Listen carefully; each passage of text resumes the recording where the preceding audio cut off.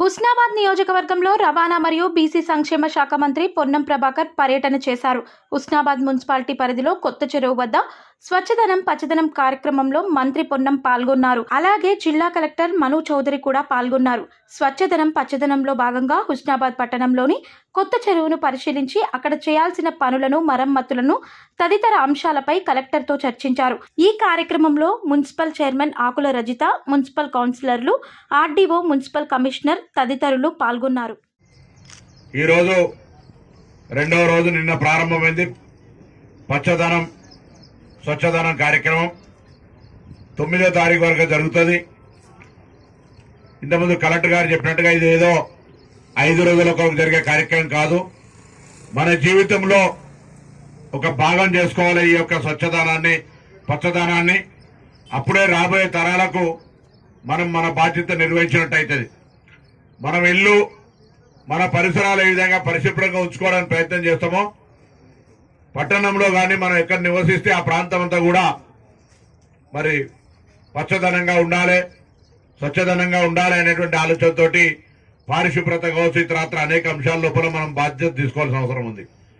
కాబట్టి దయచేసి అందరూ కూడా ఇలా మనం అందరం కూడా ప్రతిజ్ఞ చేయాల్సిన అవసరం ఉంది. మనకు భవిష్యత్తులో మన రాబోయే తరానికి మనం ఎటువంటి పొరపాటు చేయకుండా వాళ్ళు కనీసం ఆరోగ్యంగా బతకాలంటే, ఎందుకంటే ఇప్పుడు చూస్తూ ఉన్నాం పేర్లు చెప్పలేనన్ని వింత వ్యాధులు, చిన్న వయసులోనే కిడ్నీలు ఫెయిల్ అయి డయాలసిస్ పోయి చిన్న వ్యాధిలోనే గుండె నొప్పులు వచ్చి ఆకస్మిక మరణాలు అనేకంగా మారుతున్నటువంటి ఇటువంటి పరిస్థితులను అధిగమించడానికి మనం వీలైనంత వరకు స్వచ్ఛంగా గాలిని పీల్చుకునేటువంటి గాలి కానీ, మనం తాగేటువంటి నీరు, ప్రధానమైనటువంటి ఆరోగ్యానికి ప్రభావితం చేసేటువంటి గాలి, నీరు, మనం తినేటువంటి తిండి, మూడు మన శరీరంలోకి ఈ మూడును కలుషితమైపోతున్నటువంటి పరిస్థితుల్లో వాటిని బాగుండాలనేటువంటి కాపాడుకోవడానికి మానవ తప్పిదం జరగకుండా మన బాధ్యత నిర్వహించాలనే సందర్భంగా ప్రభుత్వం ఈ కార్యక్రమం తీసుకుంది. దయచేసి ఈ కార్యక్రమంలో మీరంతా కూడా భాగస్వాములు కావాలి. ప్రభుత్వం ఎన్ని కార్యక్రమాలు తీసుకున్నా ప్రజల సహకారం లేకుంటే ఆ కార్యక్రమాలు విజయవంతం కావు. అందుకే ఇటువంటి ఒక సమావేశాలు, సభలు పెట్టుకొని మనం బయట పోతే చూస్తూ ఉంటాం. మహనీయుల విగ్రహాలు ఉంటాయి. మహనీయుల విగ్రహాలు ఎందుకు పెట్టుకుంటాం? వాళ్ళు ఆనాడు సమాజం కోసం పోరాడినటువంటిది. ఆ విగ్రహాన్ని చూడగానే మన లోపల ఒక అంశం స్ఫురించాలి, ఆ విధంగా మన లోపల పరివర్తన రావాలని ఈరోజు సభలు, సమావేశాలు కూడా లేదా ఇటువంటి కార్యక్రమం ప్రత్యేకంగా ఒక డ్రైవ్, ఒక స్పెషల్ ప్రోగ్రాం పెట్టుకునే ఉద్దేశం కూడా అందరూ కూడా భాగస్వాములై ఈ అంశం గురించి ఎక్కడ కూడా విస్మరించకుండా కార్యక్రమంలో భాగస్వామ్యం కావాలని, తప్పకుండా ఈ స్వచ్ఛదనం పచ్చదనం కార్యక్రమం ద్వారా రాష్ట్రం మొత్తం, అందులో హుస్నాబాద్ నియోజకవర్గ ప్రజల యొక్క ఆరోగ్యాన్ని కాపాడడానికి ప్రజలందరూ, ఇక్కడ ఉన్నటువంటి అందరూ కూడా విధిగా ఒక మొక్క నాటడం, దాన్ని కాపాడుకుంటామనేటువంటి ఒక మాట మీరు అందరు ఇచ్చినట్టయితే దాని తదుపరి శాసనసభ్యుడిగా నేను మీ అందరి యొక్క భవిష్యత్తుకు సంబంధించినటువంటి విద్య, వైద్య తదితర విషయాల లోపల నా బాధ్యతను కూడా మరింత బాధ్యతగా నిర్వహిస్తాననే మాట మనవి చేస్తా ఉన్నా. ఇంతకుముందు పెద్దలు చెప్పినట్టుగా మీ పుట్టినరోజులను పెట్టుకుంటారా, పెళ్లి రోజు పెట్టుకుంటారా, పెద్దల జ్ఞాపకార్థం పెట్టుకుంటారా, కానీ ఒక మొక్క నాటాలి, దాన్ని కాపాడాలి అనేటువంటి ఒక నినాదాన్ని, సంకల్పాన్ని గట్టిగా తీసుకోవాలని మీ అందరికీ నేను ఈ సందర్భంగా విజ్ఞప్తి చేస్తా ఉన్నా. సరే, ఇప్పుడే పెద్దలు కొత్త చెరువుకు సంబంధించి చెప్పినారు. ఈ విధంగా వెళ్తా ఉంటే కానీ నీళ్లు వస్తూ ఉంటాయి, నీళ్లు ఇచ్చేవాడు నిల్చుంటుండే కొత్త చెరువుకు సంబంధించి ఈ విధంగా ఒక బ్రిడ్జ్ కడితే ఇక్కడి నుంచి అక్కడ కనెక్ట్ అవుతుందని ఎప్పుడు ఎవరు చెప్పలేదు. తప్పకుండా జిల్లా కలెక్టర్ గారు ఇప్పుడే ఇరిగేషన్ శాఖ అధికారులకు సూచన చేయడం జరిగింది. దాన్ని ఎస్టిమేషన్ చేయించి బండలు కూడా స్ట్రెంథెన్ చేసి ఒకటేసారి మన సీనియర్ డబల్ సెంట్రల్ లైనింగ్ దాకా వెళ్ళిపోయిన ముందు రోడ్డు డెవలప్మెంట్ కానీ మనం దాన్ని వీలైనంత వరకు ముందు పబ్లిక్ యూటిలైజేషన్ చేయగలిగినట్టయితే ఆ విధంగా మెల్లమెల్లగా డెవలప్మెంట్ అయితే తప్పకుండా ఈ యొక్క బైపాస్ కింద కూడా ఉపయోగించుకునే విధంగా దీన్ని వాడుకుందామనే మాట మనం ఇప్పటికే మరి ఎల్లమ్మ చెరువుకి ఇక్కడ నుంచి రైట్ సైడ్ నుంచి కూడా 3 కోట్ల రూపాయల నిధులు కేటాయించిన ఇంతకుముందు పద్మక్క గారు చెప్పినట్టుగా, దాంతో పాటుగా ఇతరత్ర కార్యక్రమాలకు ప్రాధాన్యత ఇస్తా ఉన్నాం. తప్పకుండా ఇన్ని కార్యక్రమాలు జరగంగా కూడా ఈ పని అయితే బాగుంటుందని ఎవరైనా కూడా చెప్పేటువంటి హక్కు ఉంది. ప్రజాపాలన మేము చెప్పిందే మేము చేసేదే కాకుండా మీరు కూడా సలహా సూచనలు ఎప్పుడైనా రాజకీయాలకు అతీతంగా ఇవ్వచ్చు అనేటువంటి మాట ఈ సందర్భంగా మరొకసారి మీ అందరికి విజ్ఞప్తి చేస్తాను. ఎన్నికల వరకు రాజకీయాలు ఎన్నికలైన తర్వాత నేను అన్నట్టుగా ఎక్కడైనా ఈ సమస్య ఉంది, ప్రజల సమస్య ఉంది, తప్పకుండా వాటి పరిష్కారం ప్రయత్నం చేస్తాం. ఇలా వర్షాలు పడతా ఉన్నాయి.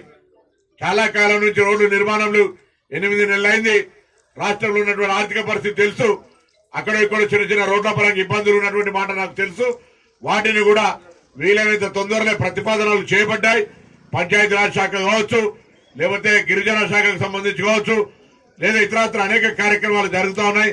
వాటన్నిటిని కూడా తొందరలోనే గ్రామీణ ప్రాంతాల్లో రోడ్ల నిర్మాణానికి కావచ్చు, ఇతరత్ర అభివృద్ధి కార్యక్రమాలకు కూడా చొరవ తీసుకుంటాననే మాట మనయేస్తూ, నిన్ననే మహబూబాపూర్ హాస్పిటల్ కు సంబంధించి అదొక పూర్తిగా ఉపయోగంలో లేకుండా ఉందని చెప్తాను. నేను జిల్లా కలెక్టర్ గారిని కోరిన ఇమ్మీడియట్ గా మెడికల్ ఆఫీసర్ అక్కడికి పంపి అది మళ్ళీ ప్రజలకు ఉపయోగంలోకి తీసుకొచ్చే విధంగా చర్యలు చేపట్టాలనేటువంటి మాట కూడా కోరుతూ, ఏ విధమైనటువంటి సమస్య ఒక యువ కలెక్టర్ గారు ఉన్నారు, అధికారులను నేను ఎవరిని కూడా అందరినీ కూడా మనకిచ్చిన బాధ్యత ద్వారా ప్రజలకు సేవ చేసే కార్యక్రమం లోపల మన బాధ్యత నిర్వహించే విధంగా పనిచేయాలని, ఎవరైనా విధి నిర్వహణలో ఎక్కడ కూడా అలసత్వంగా ఎవరు ఉండొద్దు అనేది క్షేత్రస్థాయి అధికారులకు కూడా మీరు గట్టిగా పర్యవేక్షించే విధంగా మీరు చూడాల్సిందే ఈ సందర్భంగా నేను కోరుతూ, తప్పకుండా హుస్నాబాద్ పట్టణానికి సంబంధించిన పెరుగుతున్నటువంటి అభివృద్ధి దృష్ట్యా ఇక్కడ కొంత స్థలాలకు సంబంధించి కూడా నేను గౌరవ జిల్లా కలెక్టర్ గారు చెప్పినాను.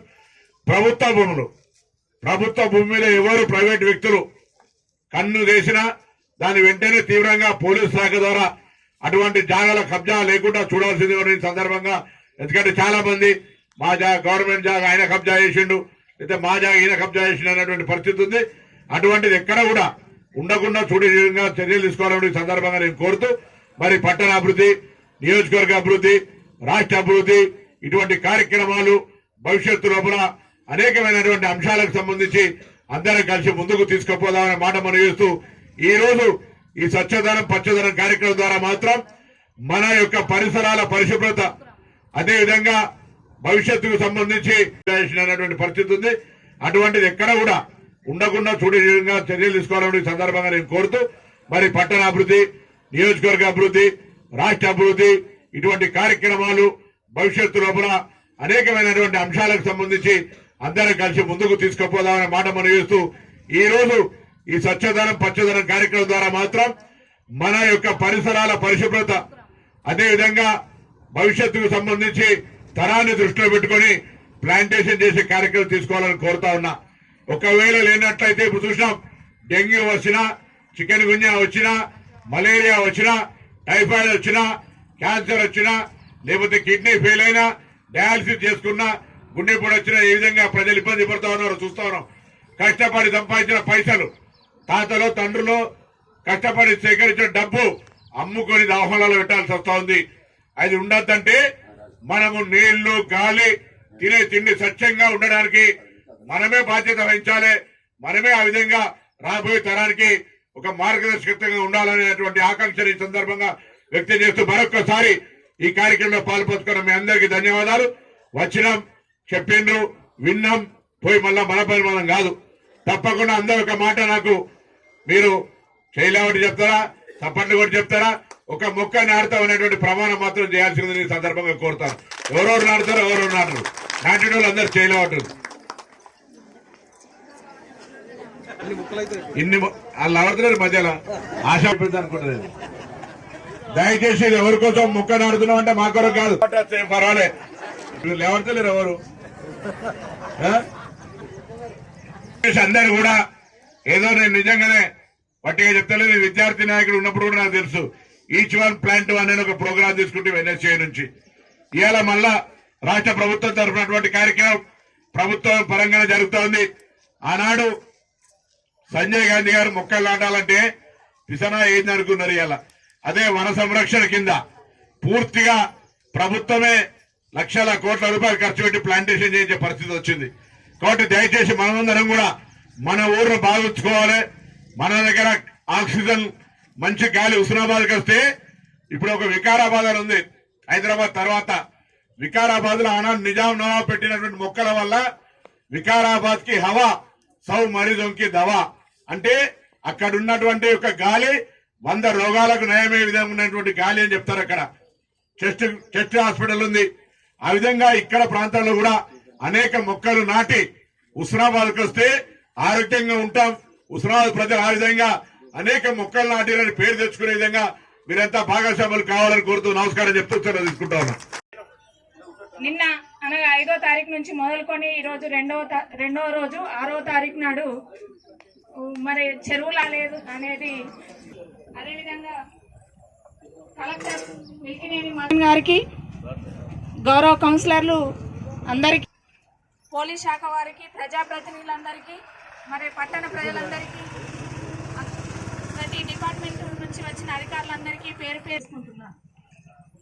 మన రాష్ట్ర ప్రభుత్వం ప్రజల సంక్షేమం కోసం అనేక కార్యక్రమాల్లో భాగంగా మరి ఇప్పుడు వర్షాకాలం వస్తుంది. వర్షాకాలానికి తగిన సూచనలు, సలహాలు మరి అన్ని డిపార్ట్మెంట్ల నుంచి కూడా మనం ప్రజా సంక్షేమం కోసమే పనిచేయాల్సిన వాళ్ళం. ఇంటింటికి వెళ్ళి వైద్య మరియు ఐసిడిఎస్, ఆర్పి, మెప్మా వాళ్ళు మన కొత్త చెరువును కూడా పరిశీలించి దానికి తగిన సదుపాయాలు మరి ప్రజలకు అవసరమైనట్లుగా దాన్ని రూపుదిద్దుకోవడం కోసం కూడా గౌరవ మంత్రి గారి దృష్టికి తీసుకువెళ్ళడం జరుగుతుంది. మరి ఇదివరకు మన మంత్రి గారు గెలిచినప్పుడు తీసుకొచ్చి టీవీఎఫ్ఐడిసి ద్వారా నిధులు తీసుకొచ్చి రోడ్లు, డ్రైనేజీలకు రోడ్లు టెండర్స్ వేయడం జరిగింది. సారీ